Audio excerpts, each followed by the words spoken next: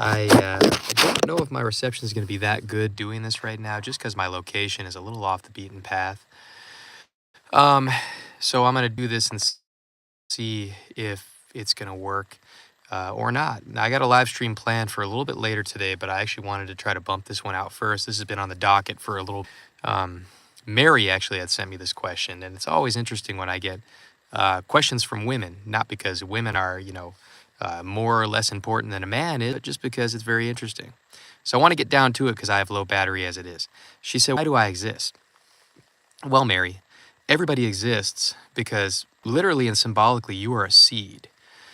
Seeds, for all intents and purposes, are worthless until they're planted, or so you speak, so to speak, because so you think, because all you see with the seed is the outer exterior shell. You don't see the interior where the plans, the schemata, the diagram, the blueprint for the entire structure is, that will eventually be unfurled throughout the life of that planted seed.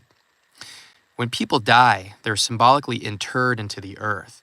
Inter means to enter the earth. It comes from the 1300s from Latin. Um, Now, I'm not saying that you literally are a seed, you're planted in the earth, you're going to sprout, because we all know that's not true. It's symbolic. That's why we inter people into the earth, because this is really not life. What we're in right now is pre-life. It's a dress rehearsal that everybody takes to be the real article, but it isn't. The real article is beyond the veil. That's when real life starts. Everything opposite day in this realm. With the legal system, you're basically a dead entity. You're not living. That's why jurisprudence, they talk about you as if you're dead. What is it? Qu'est-ce que c'est vie, or whatever. From the 1666, that Great Fire, where basically the jurisprudence-wise, they declared everybody's dead, in terms of legal framework and all that. Everything's opposite day here. So when you die, they inter you into the earth. It's because your life has been an exercise, a lead up to real life, which is on the other side of the veil. Now, some of you may go, well, why don't I just short circuit and unalive myself? Well, no, you can't do that, and you shouldn't do that, because why? You can't destroy a seed and then plant it, right? You're going to destroy a seed. You're going to take a hammer to a seed and then plant it. You're not going to get the fruited, the flowering. So this life is to be lived. Everybody's got a different framework inside of them, an unfurling of what their purpose and what their meaning is. Even though we all have the same physical template, we all look human, we all have different purposes.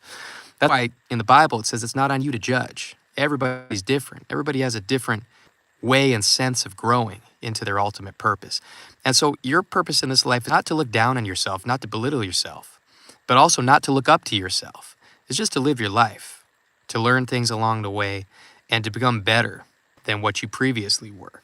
In this sense, life is a type of purification, in the sense that, a seed kind of is, purifying itself before it gets planted, in the sense of it's not being corrupted.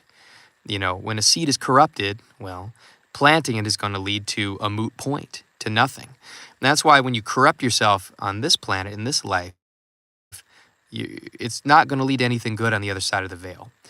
So if you think about it that way, in terms of, a horticultural metaphor, it makes it easier to live your life without judgment. Morality isn't really apropos in this life.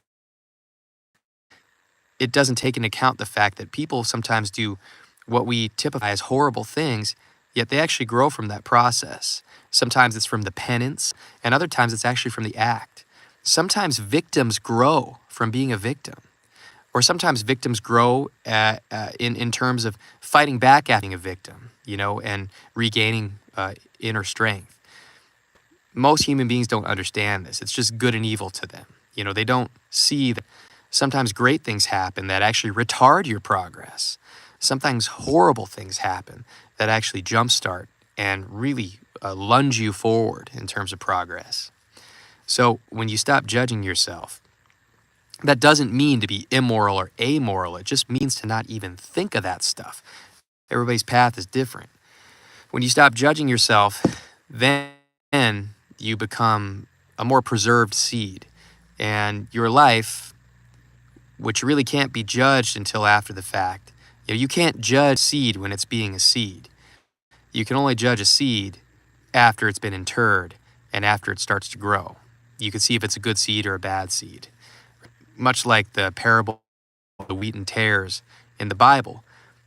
The progress you can see, but you can't tell the fruitage, can't tell the end result if it was a good or bad harvest until after the fact, which is why we have things like eulogies. We can't really see the entire framework of a person's life until they've expired. And then we can see, what their journey was as a human seed and if it was propitious or not. Now, we can't see to the other side of the veil and see if they've grown into what they're supposed to grow into according to the master plan of their genetics. And I believe that genetics actually is not tied down to a physical body. It actually does move on beyond the veil. I don't believe that because our body corrupts into nothingness, that our genetics are just gone. I believe that there is not only an epigenetic component that we see in life, but a metagenetic component that follows you across the veil. So anyways, that's a short answer to your question, Mary. I do appreciate the question. Thank you for sponsoring the channel by asking that question. If any of you do have questions, the Soft Spoken Shop, ask me them. I know some of you may think I'm just some yokel who doesn't know anything, but some of you know better.